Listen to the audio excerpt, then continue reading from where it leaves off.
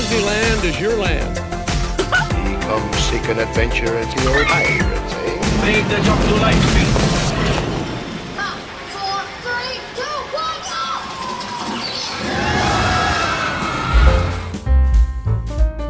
1, go! So here's how I often search for hotel deals.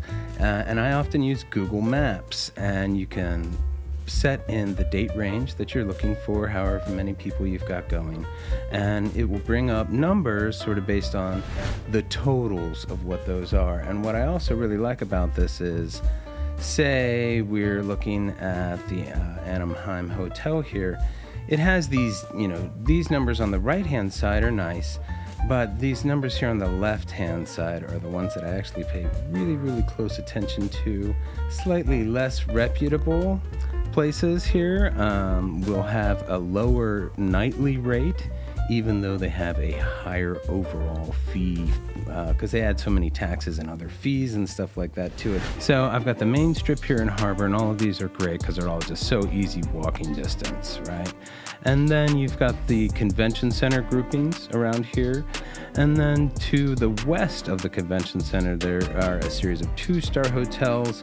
I often do not even consider this particular group, but occasionally there's a deal there that's worth looking at. Behind the park, up north of the park, you've got a bunch of hotels here by cast member, and you can walk in to get the parking tram from the parking structures into the park that way, or you can walk, there's a path. And then there's also a small group of hotels here north of the park. Many of them aren't that bad of a walk. I usually don't go as far up here as this, but many of them aren't that bad of a walk, and several of them have shuttles as well. So that's the main groups I'm going to look at. Getting a room under $200 on a busy weekend is tough. The Howard Johnson's is notable. And then often you'll find the Anaheim Hotel is a fairly good deal. Looking down at the convention hotels, there are some deals. The Clarion Hotel, which is a 3-star, at $100, that's a pretty good deal. Traveluro, I do find is a reputable enough site to, take the risk. I don't just jump into any of these sites down here, like I've never heard of Hotel Wiz, and I sometimes think twice about GoSplitty and Primestay, and some of these other ones that I've never heard of. I definitely go to a website and I search them, and I try and find out if they're legit, and if there's any kind of question at all, I usually just don't go for it. Over here, even these hotels are between $150 and $200. Behind the hotel, or north of the park, same idea here. We're looking even more expensive. The cheapest one being $140 for a Super 8, which is fine, and it's clean and everything, but there's nothing special about that. One of my go-tos is this Days Inn right here, because it does have a shuttle north of the park, and $155 is pretty high for that one as well. And then the other budget one that I often look at, looks like it might even be sold out here, the King's Inn. Oh, there it is, $149. So $150 for your budget hotels, $250 to $300 for anything on Harbor. This is a pretty busy weekday.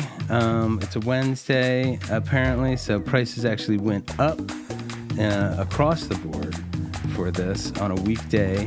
So it's a heavy spring break week, perhaps. The King's Inn often is a go-to for a deal, and it's just you're just gonna get a room. It is within walking distance, but at $111 you can also afford to get a lift or two as well if you're looking for budget deals. I'll be honest, I steer clear of this little trio of motels right here. But right here, look at this, $122 for 3-star at Portofino. That's pretty good. But the Residence Inn, the Marriott, is up to $400. That's quite a bit. Lulu, Hotel Lulu is a pretty good deal there, $130 on a weekday. So you really gotta look around. There is very little consistency in what the deals are. Some pretty good deals right here. This is this Holiday Inn. This is a 3-star hotel, this Holiday Inn back here, and sometimes you can really get some great deals here. And then there's a series of just kind of 2 stars that don't do too much for me, but occasionally you can find a good deal. $83 here for this Days Inn. Not a bad deal. It's not an incredible spot, but it really is not it's a pretty quick walk into the park from there. Not too bad. $131 here for the Majestic Garden Hotel is a great deal. They have really nice shuttle service and 3-star hotel and good stuff happening on site. And again, one of my go-tos here, the Days Inn, $100. Free parking here, free breakfast. Prices have actually dropped twice now for the weekends. So as far as the main strip here, the Howard Johnson's is a pretty good deal. Most of the other hotels, the Fairfield, Anaheim, nothing special about that hotel, even though it's a 3-star if you ask me. See, $350 here for the Courtyard. They've got the really cool pool. $200 down here at Grand Legacy. That's not too bad. Yeah, if the Anaheim's up to $190, it's pretty busy. Looking at our budget hotels, we're at like $130. Looking over here at the convention center, you've got some deals here. The Hilton for only $160, the Sheraton for only $140. That's a 4-star hotel for only $140. And it's really not a further walk than, say, the King's Inn. So like the difference in cost from $128 to $142 for the experience you're going to get is pretty significant.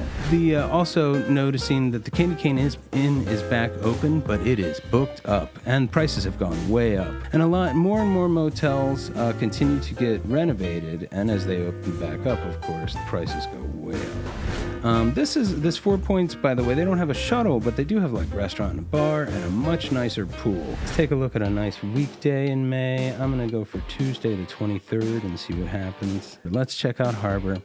Howard Johnson has dropped quite a bit. Tropicana's down pretty close to $200. The Del Sol Inn has raised their prices. The prices have just gone up. Looking at our budgets, $125. Again, I'm just going to tell you to steer clear of those. Down here around the convention center.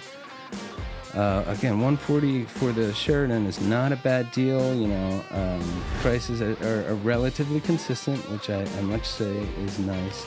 Abby's Anaheimer Inn is also it's nice because it's on this side of Catella, just to point that out. Really good deals back behind the park and over in the north corner. So we're starting to get into dates that are far more popular, right?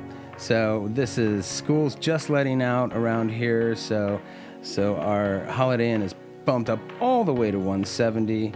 This Days Inn survives by keeping things pretty low here. So, but just know what you're gonna get if you do book it.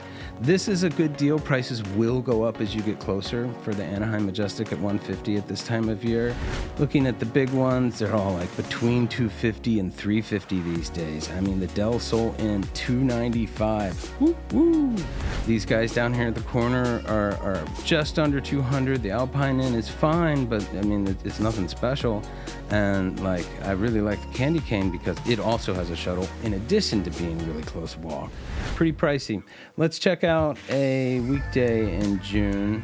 So looking up here, prices aren't bad, $130, somewhere in between. And I guess that makes sense. That's a great deal for the Majestic Garden. Not bad for Days Inn. $710 at the Courtyard. They must be all booked up except for their large suites. The budget hotels are staying relatively stable. But the ones like the 2 stars on the Harbor Strip, wowee.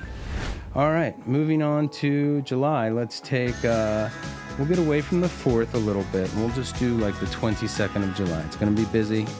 By the way, there are these 2 little hotels here, the 414 and the Astoria Inn. Obviously, one is more budget than the other.